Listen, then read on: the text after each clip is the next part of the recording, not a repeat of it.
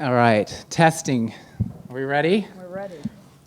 You can imagine how exciting it is for me to be here tonight, a lost boy from a farm in Utah who fantasized about New York City by reading reviews by Roberta Smith in the back issues of ArtForum. We never got them on time in Utah. It was like 3 or 4 months later. Anyway, so it's great for me to be here. A note about tonight, well, we could spend an entire evening talking about just one of Elizabeth's work. We're going to be talking about the beginning and ending around mid-90s. Roberta's promised to take this road on this show on the road, right? And we'll do the 90s later, the rest of the work later. All right. Roberta Smith was one of the first to review Elizabeth Murray's work. That review appeared in the March 1977 issue of Art in America. Then, 30 years later, it was she who wrote Elizabeth's obituary, calling her a New York painter who reshaped modernist abstraction. In essence, you were present for every artistic development from start to finish, from the beginning to the end. When I invited you to join me here tonight, your response via email was very telling. You wrote, "Elizabeth's work is both a deep interest and cause for me. I'm looking forward to joining you, and I'm thrilled, actually. And so am I." All right. I came to know Elizabeth Murray's work first through reproductions, obviously, in art magazines. And then one day during a lunch break working for Jeff Koons on Houston and Broadway, I walked over to a group show at Pace Wildenstein on Green Street, and it was January 1996. There, towering over John Chamberlain, Dan Flavin, Donald Judd, Agnes Martin, and Joel Shapiro was Careless Love by Elizabeth Murray. And I feel like that was my moment when I fell in love with Elizabeth Murray's work. It was the first painting that I had ever seen of hers in person, and I think this is a good place for me to start our conversation. So, Roberta, tell me about your first encounter with Elizabeth Murray. Well, I had a version that I thought was true, but Paula just corrected me. So, my version was that Jennifer Bartlett had been urging Paula to see Elizabeth's work with in the emphatic way that only Jennifer can, and that Paula sent me out to her studio first, but Paula just told me that's not the case. Anyway, I went to her studio when she lived on Cooper Square, which I think was her first New York studio, I'm not sure. Yeah. And we saw the next paintings, I think.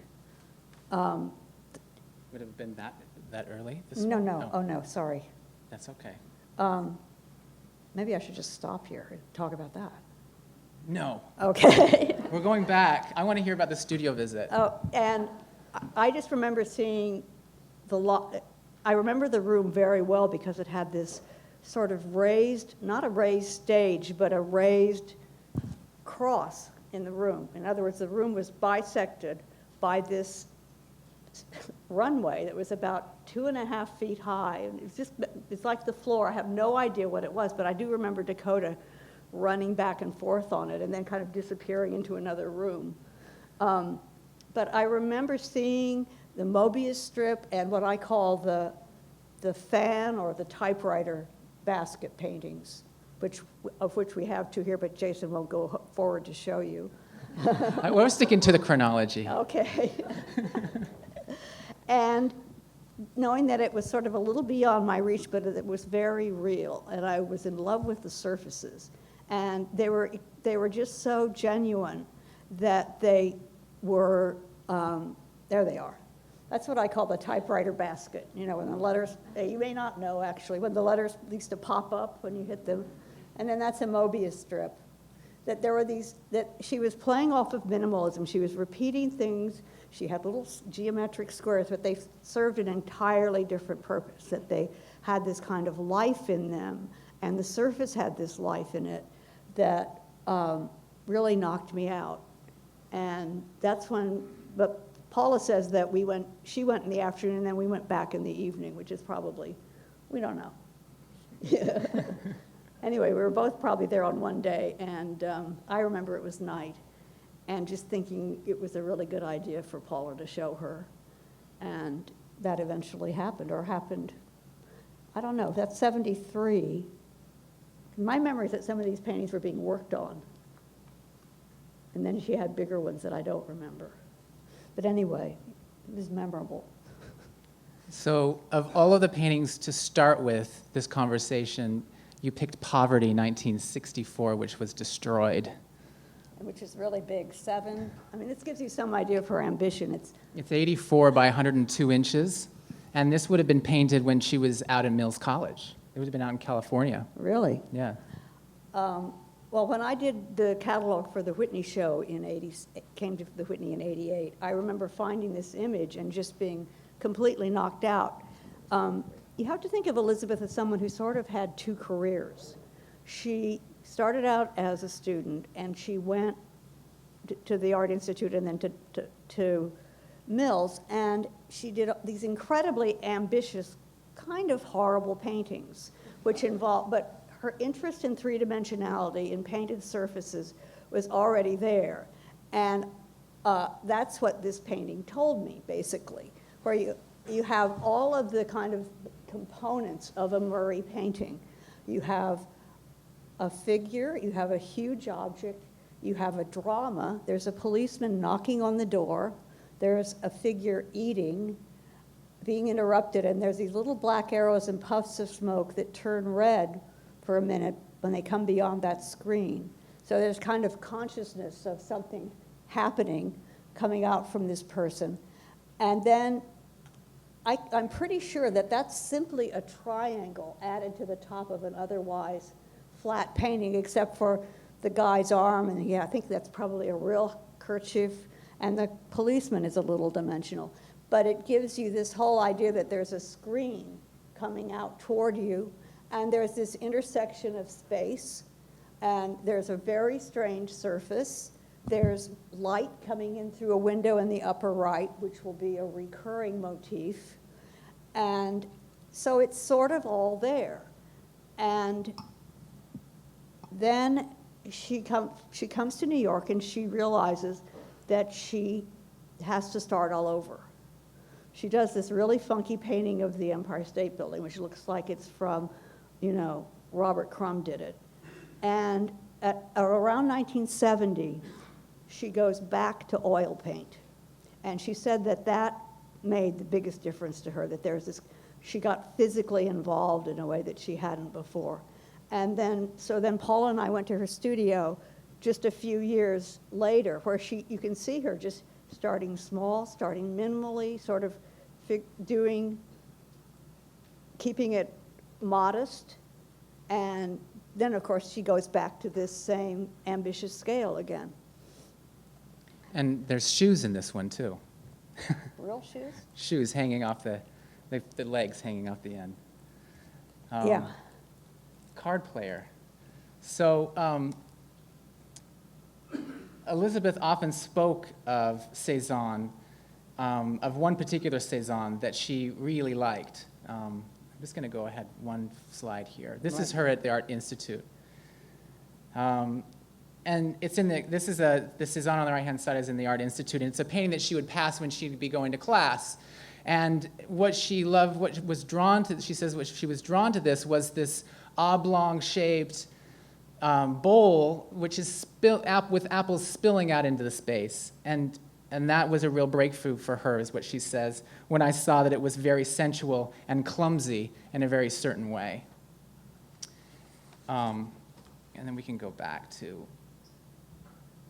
So then we have these 2 paintings here. We've got... So this is a 1970 painting that is oil on canvas. It's about, you can see the measurements, 20 by 30, collection of Lucky Jenny Snyder, who is a good friend of hers. And it's just, this is another painting I didn't know about till I wrote the essay, but I sort of like this idea of the disintegration of the image. She sort of abstracts these 2 figures out, and then they dissolve into these other signs, an arrow, a kind of a flag, a kind of sunset with its reflection in the water. It's sort of like she's saying, see, I can just do anything with this stuff, give me a form. and I'll chase it all over the place. That's all. So it's a painting within a painting, with all these ideas around it. Later on, she said, Cezanne painted cups and saucers and apples, and no one assumed he spent a lot of time in the kitchen. Here's Madame Cezanne falling out of her chair. She did a series of these repetitious images using that great image of Cezanne that kind of had Madame Cezanne off kilter in her chair. And she kept... That's in the Art Institute too, right? Yeah, exactly. You also see in this, don't we see in this also the comic strip idea, the idea of the comics and that kind of repetition. And the light coming through the window. Sure. She says, I was trying to describe images, motion, and fragmentation. So Elizabeth told you in 1991 that marked a real turning point for her. You already mentioned that it was the year that she threw herself into oil paint. She had never really worked in oils for a long time, and she went and she bought as much as she could manage to purchase, and she went back to the studio. She said that she was tired of feeling, quote, out of it. And she said that the subject mattered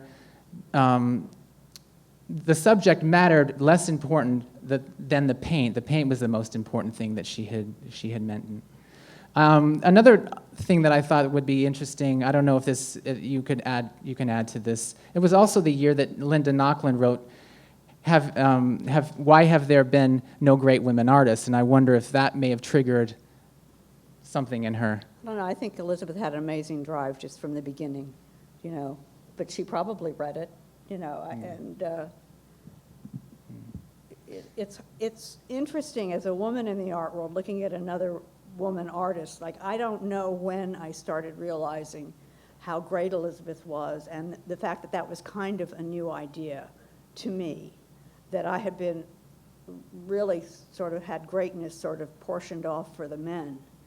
And she said that being a woman was very freeing. She said, I'm not doing what they're doing. I can just do what I want. So it cut both ways for her. And I think that in just one other thing I'll say about those two paintings, she was very influenced or very impressed at that point with Bryce Marden, with his surfaces that are just paint and have this kind of physicality. And she already worked on a version that she wanted, which was a monochrome with brush strokes. And so that you see this kind of one thing, and then you see really every bit of labor that goes into it, every bit of attention, really. When she arrived in New York in 1967, the word on the street was that painting is dead. And she said to herself, oh, really? Well, to hell with that, I'm going to start painting. So here she is standing in front of the tomb of Delacroix, almost like taking on the mantle, almost. I would add that there's a really famous picture of Bryce Marden sitting on Cezanne's tomb, so... There you go. There you go. All right, here's the Heartbeat #1 and Mobus band from 1974. I'm going to skip ahead here. So in 1974, as you already mentioned, you and Paula Cooper had gone to the studio, and Paula decided that she would invite her to join the gallery. And she had a two-person show, one with her and James Daring. It was a three-person show. Oh, you had three shows.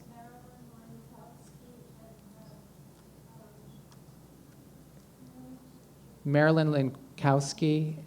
Dots. Ron Gorchoff. Gorchoff? Ron Gorchoff?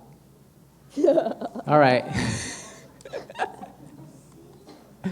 And just ask Paula, this is an indication of how Paula gets involved with artists, which is she commits very deeply, but she takes her time. When those two shows, was Elizabeth in the gallery during those two shows, or was she sort of, you were thinking about it?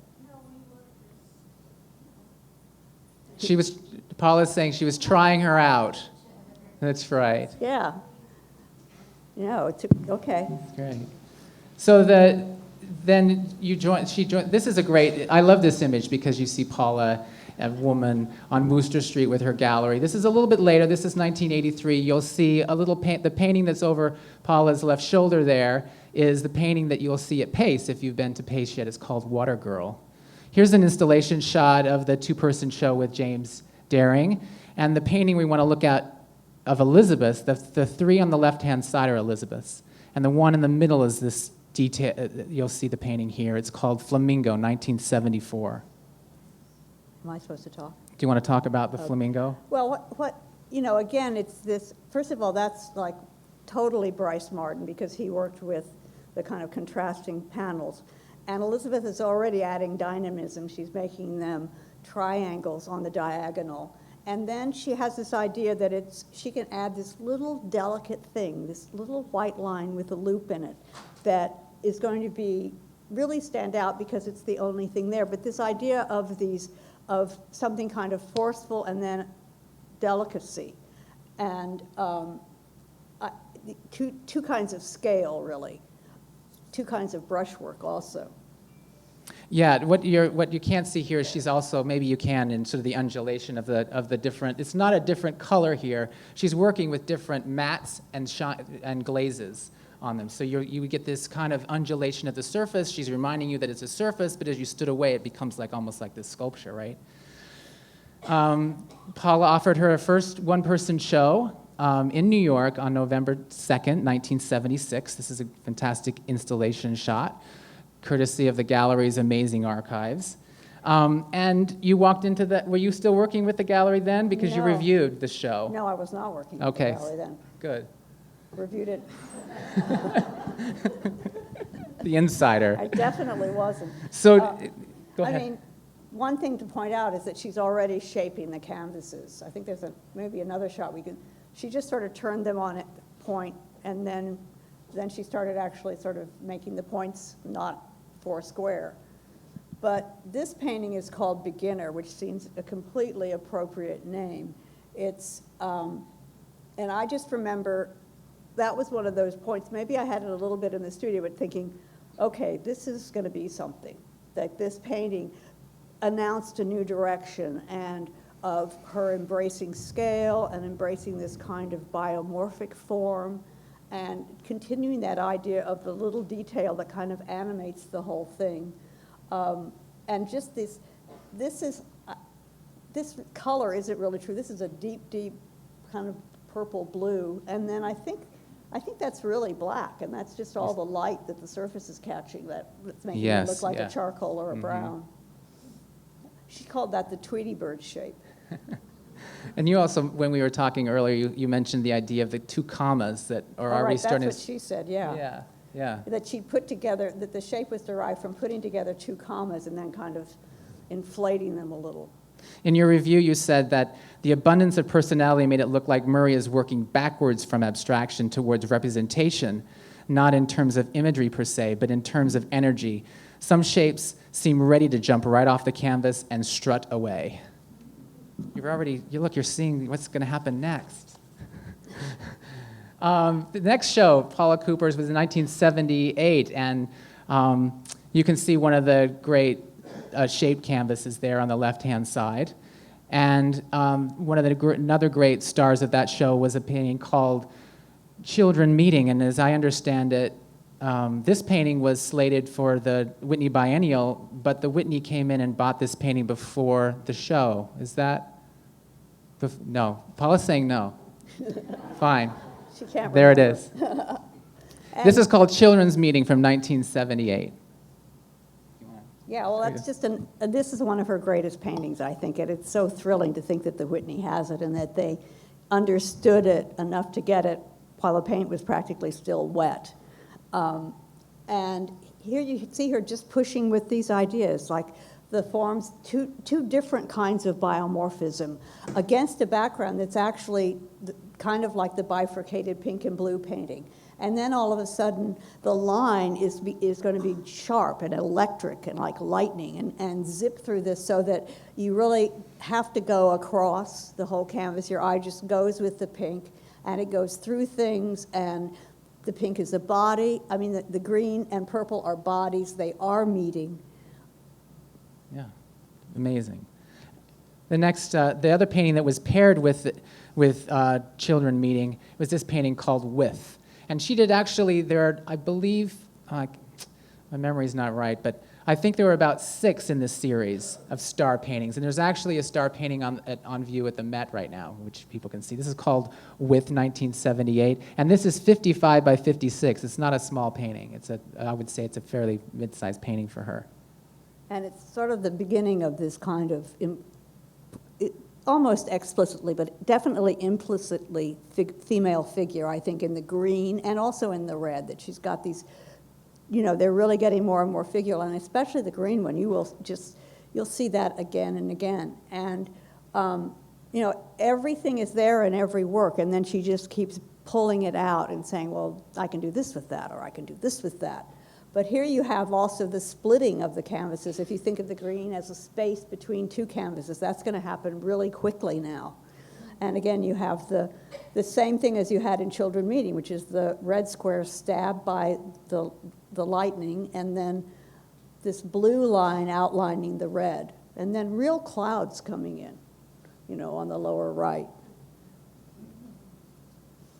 One of the great exciting moments that I get to have as an archivist working with Elizabeth is discovering some of these like studio shots. And this is the shot of the studio with 2 paintings in progress. The one on the far back wall there is called Sea Painting. And you can see sort of where she's going with it. If you've seen the show at Pace, you know how thick her canvas is. But the paintings from the late 70s have been painted over and over and over and over and over again. So again, you can see the comma shape changing. You can see the painting on the left-hand side is also changes many, many times. And those are drawings that are tacked to the wall. And that's her studio on White Street, right? Yeah. Yeah. Along the same sort of conversation here is a painting called Heart and Mind from 1981. Yeah, I didn't like this painting, and I still sort of don't, because it looks like, in terms of what I expect from Murray, it looks a little unfinished. Like I'd like a little more action, but there really is plenty of action. And the thing is that this kind of pairing of opposites, these are the development of the figures, and you'll see this in her very last paintings with all the white, and it's really a good painting. I just was sort of a little resistant. It's also one of the first times she decided to work with 2 separate, combining 2 separate canvases. I meant to say that. Yeah, exactly. 1981 was sort of an explosion, literally, of her canvases. John Russell in the Times wrote, the title of his review was called Exploding Canvases of Elizabeth Murray. No one better than she can make the inner shapes tease the outer edge of the canvas to the point in which it almost says, I give up. And this was really a landmark show for her. Breaking was, as she has said, it was the first time that she was working with 2 different canvases. In her diary, she said that she'd planned to work with 4 different canvases together, but these seemed to work, and that's what happened with Breaking. Do you have something to say? Well, I'm repeating myself, but the goblet is something that's been in her work since the beginning. There's 3 little sort of Juan Gris like goblet paintings, and so here it comes again, and then it just starts becoming something else, like that's really a foot coming out to the left there. Yeah. And again, you just have this kind of profusion of things that will serve her later. You again said that you weren't so sure about this painting either when you first saw it. No. I think you called it messy. I did. Wake Up is a painting you can see at Pace in the 80s show. And it's really the first time you really see her attack the idea of the coffee cup. Yeah, I mean the goblets, which I think are beer, not wine. Beer, yeah. There's also the idea of liquid in them too, but that just gives her another, literally a form of fluidity and something she can just push around. And speaking of pushing around, when you look at these paintings, I hope everyone maybe you have seen this show at Pace. The thing that's really fantastic about these is the edges. When you get to them, you can see how she has worked this idea over and over again, and these edges look like abstract expressionism in the best kind, almost. These are 3 canvases put together. All right. And then, of course, this is sort of the star of her oeuvre, I would say, painter's progress. She tells the story of being sort of stuck in the studio, not knowing what to do. She had asked Robert Gober to make her 19 canvases, and she was trying to figure out how to combine them. And she went for a walk with the dog, and she lived near Pearl Paint, and there was the Pearl Paint sign, and she saw the paintbrushes and the palette, and she went back to the studio, and that was sort of the genesis of it. She liked playing the idea. She said that when she first showed these paintings, she never told anybody what they were, a palette and 3 brushes. And people loved the surfaces, they loved the abstraction, and then they would finally come to the idea of an image, which I thought was kind of interesting. 1983, still cooking here with these paintings. You have the big painting here on the left-hand side. Let's see, where are we? Flying by. Flying by.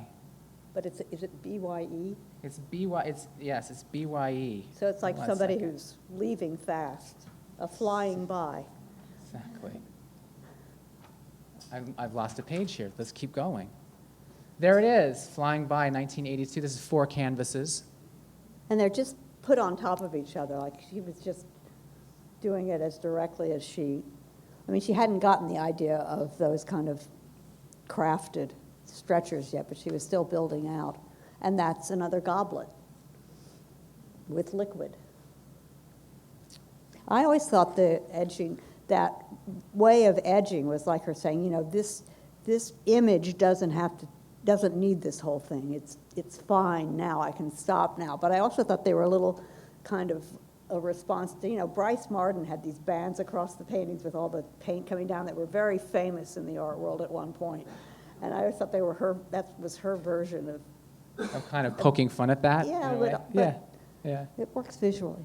Yeah, and there's the sunlight, or the table, 2 tables, or the sunlight coming in, like you had mentioned at the very beginning. Keyhole is another great painting from that show, 1982. It's on view at the Cleveland Museum of Art. I love the idea that it's a keyhole. It's also these hands and these fingers. It's also the goblet. It's the metaphor for a woman's genitalia, 2 legs. All of that. It's jam-packed. Yeah. And it's also completely electric, like what happens when you look through a keyhole. You might be shocked. Your hand might go like that, Sail Baby, 1983.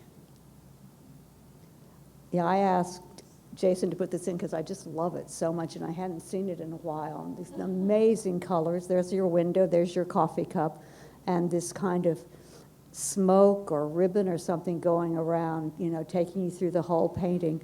And then she was basically wedging, I just think this is so funny, she's basically wedging these 3 paintings together. You can see where her hands did it. She just left that as part of the painting. And it's sort of like when you close the top of a cardboard box, you have to put one down and then the other sort of struggle with it. But the structure is just, it's so crazy in a way. So about this time, Neo-Expressionism was really taking root here in New York. Julian Schnabel, Ansel Kiefer, David Saleh. Elizabeth said, "I honestly thought that I was going to be the leader of the pack. Ha, ha, ha." Delusional as I was, and there these guys were. It was amazing that after all this feminism, the boys were back in town, and the women were told, "Go back to your place, please, girls." So she came back again, slugging away. 1984, another installation shot at Paula Cooper. There's 3 paintings here. GGA, which is sort of the genesis was one of the first paintings where she actually took letters, and then she cut out the shapes of those letters, and then she covered them in canvas and stacked them.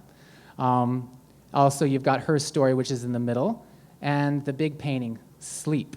And this is a dog, right? A dog, yeah. Guys, I have the hardest time seeing that. Well, wait. Do you review that? Hold on a second. I just read something. She said it's violet. Is there a Yes. dog violet, or is that the color? Was there a dog violet? Yes. There was a dog violet. There it is.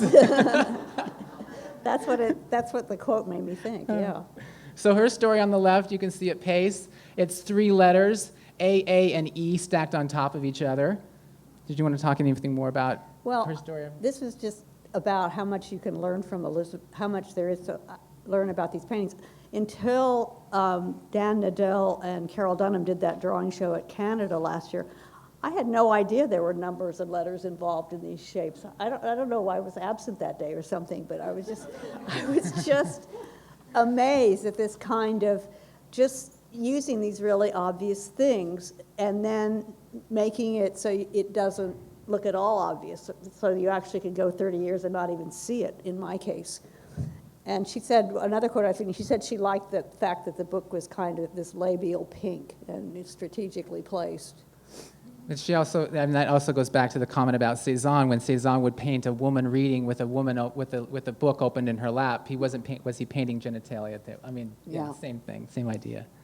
So in the Village Voice, you reviewed the show, and you've said they make much current neo-expressionism, especially what's happening in the East Village and European varieties, look like uninventive and unambitious. Murray continues to pulverize, distill, and enmesh her sources, fitting together a personal imagery with a kind of psychological subject matter that reaches back to Munch, Miro, and Picasso's Surrealism.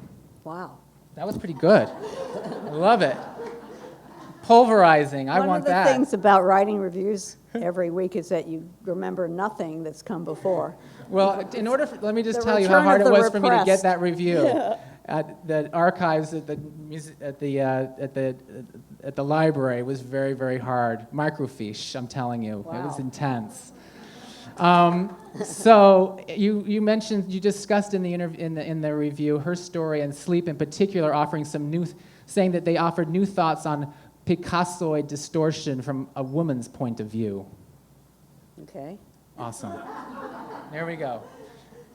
Painting from that show as well, More Than You Know. Elizabeth's mother was dying in L.A. and she flew out. She tells the story that while she was there, it was very, it was like anything, watching a loved one pass. So she took these sketches, and the way she described this painting was that the big green form that you see here was her mother, and it's a table, and it's sort of floating out of the room, and the bed is the red image, delicately painted because her mother was delicate. And then you have that Edvard Munch face screaming with a little letter in it. And she also describes that not only as a face, but also as the foot of her mother. I think I did a good job describing that one. Yeah, you did a great Is that job. okay? Okay, all right. I always thought that was a red chair, but A you red know, chair. yeah. Is it? It's a chair and a table. Can You Hear Me is sort of a repetition of a revisitation of that. And this is the first time she used numbers. This is a 1, 2, 3. Can you find the 1, 2, and 3?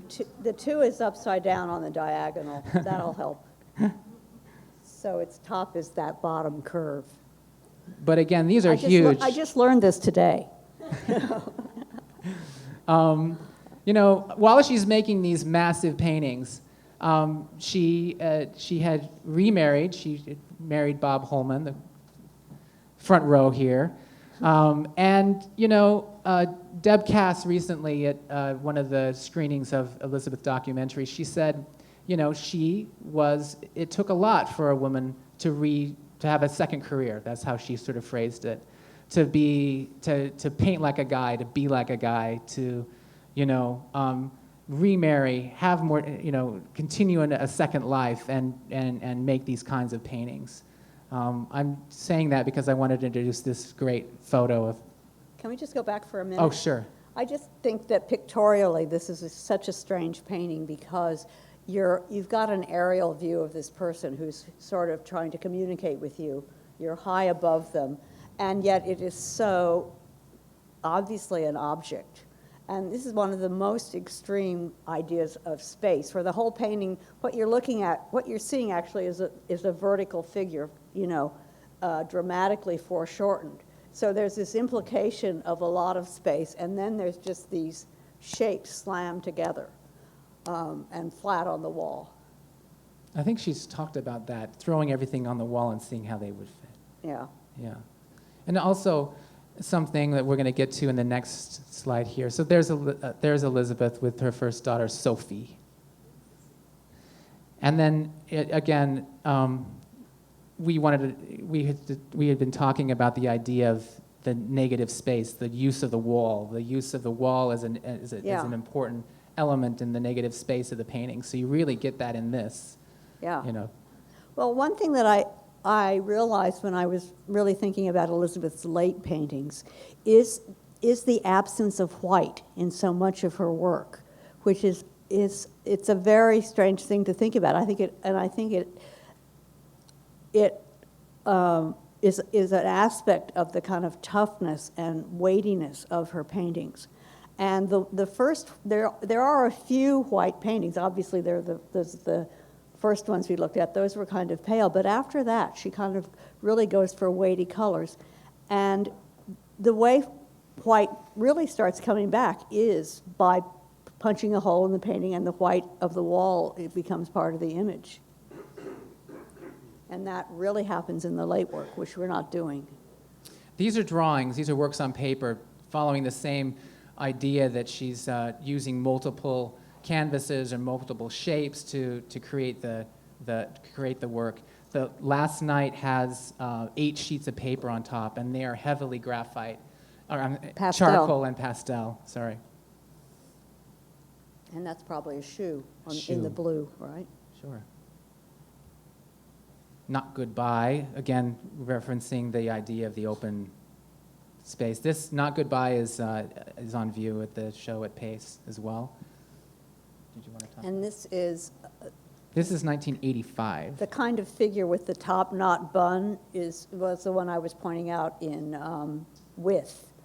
And here you have again this kind of this woman is part of the table, but her skirt is not part of the table, and the reveal is again a kind of vaginal shape. I don't know. And Yeah, there's the she's window playing again. Games. There it is. But there's this whole thing of like she's being pulled out of the window. There's this sense of a flying by, as it were, and she's on her way. How are we doing here? Everyone in with us? Still?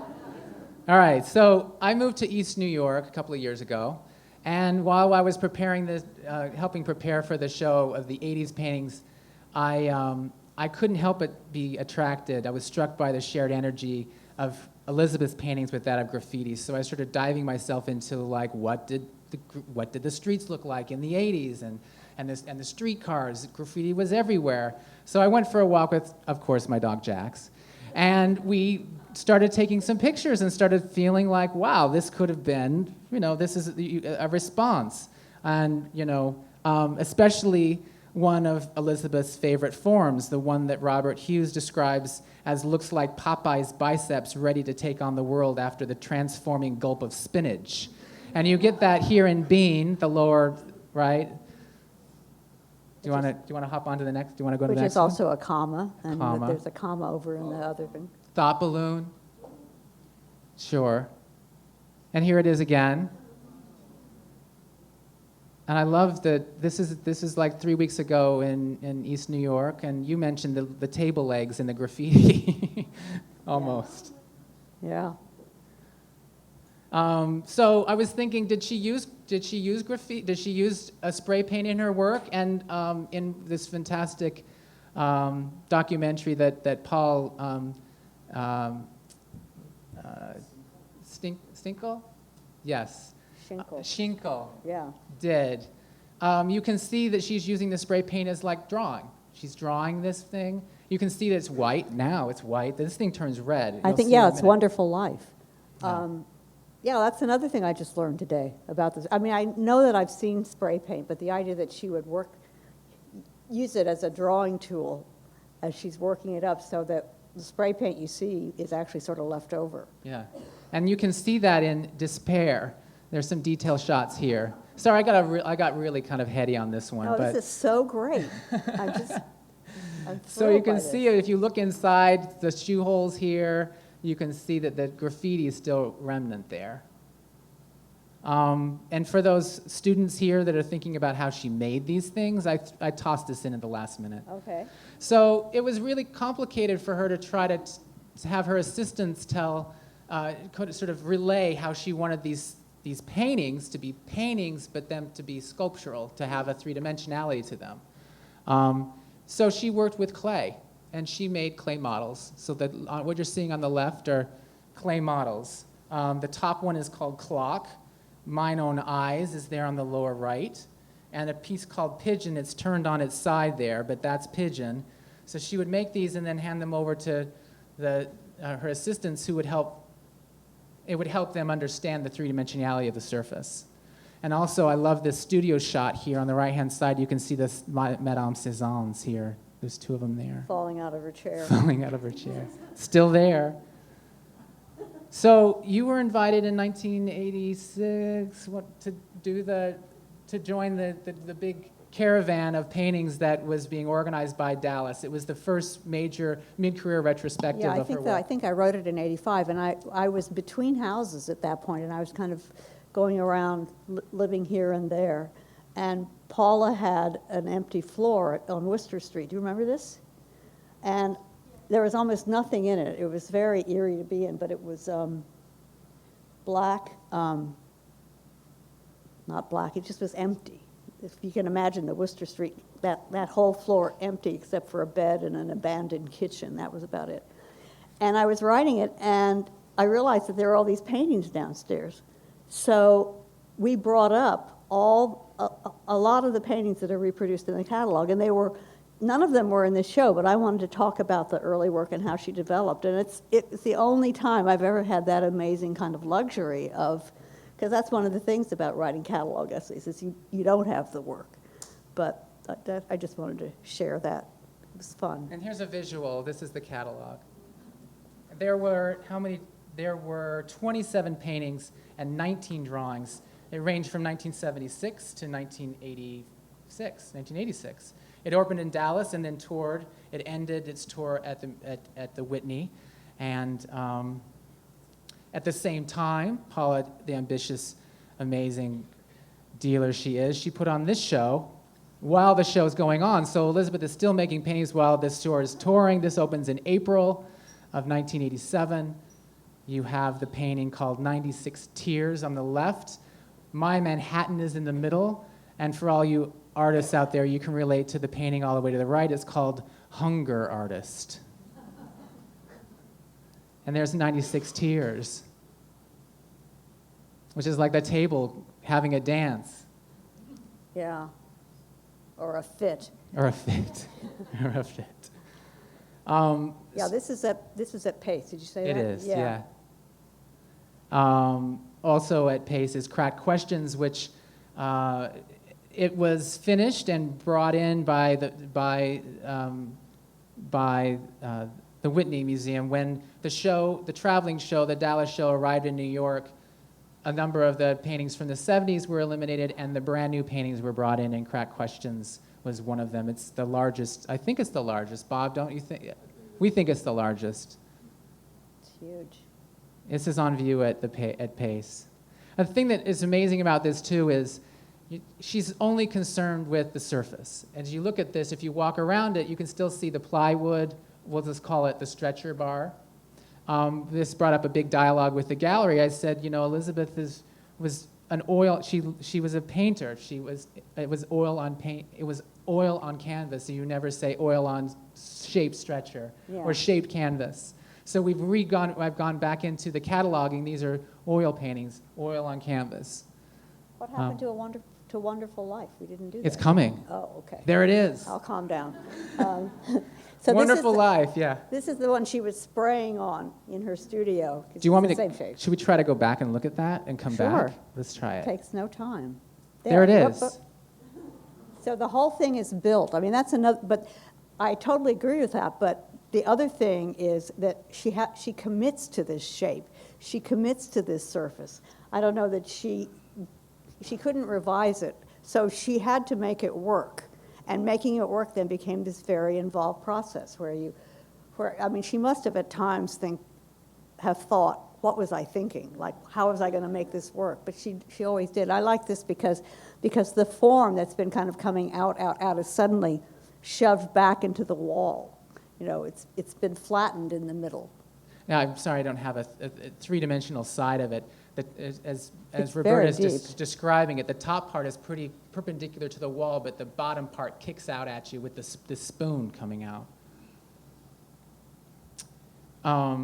The show in 1994 of Paula at Paula Cooper, an installation.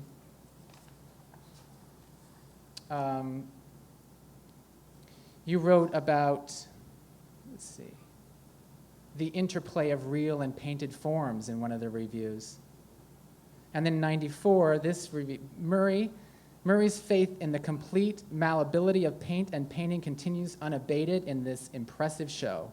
You were impressed. I'm a big Over the fan. course of only 5 canvases, she puts her art through its paces, going from flat to shaped surfaces and shifting her semi-abstract narratives from human to animal to architecture without a misstep. And then you went on to talk about the bounding dog. The largest painting here, this is Roberta's Well, let me writing. just say, you know, Elizabeth didn't stand still in any way. She wasn't through with square, flat canvases and would revisit them periodically. So that's what was so striking about that. Here we have a red biomorphic dog with big blob-like foot paws hurtling through space in Muresque slow motion to the epitome of canine joie de vivre. And you also, this is the first, I sort of locate this as when white comes back in or comes in, that this is one of the first that has that. And then in this installation shot, the one that's in the middle also has a large kind of center that has white. Mm-hmm. We'll have to spend an afternoon looking for white paintings. Yeah. Okay. So, as I said before, we could spend all evening talking about one painting of Elizabeth's work. I wanted to, I guess, do we have time to open for questions? Do you have anything else you want to? Well, I just wanted to say what's so exciting about Elizabeth's work. I mean, in a way, the deeper subject of her art is development and the kind of velocity with which she tears through this and with which she lets you see how one thing develops out of another. That, I mean, there's this sense of organic growth in her work where everything kind of connects. And I think that's kind of unusual for an artist, that it really happens in front of you, sort of in 3 dimensions. That's all. Do we have time for questions? Yes, we do. If anybody has any questions, if they could just please raise their hands. Thank you, Roberta.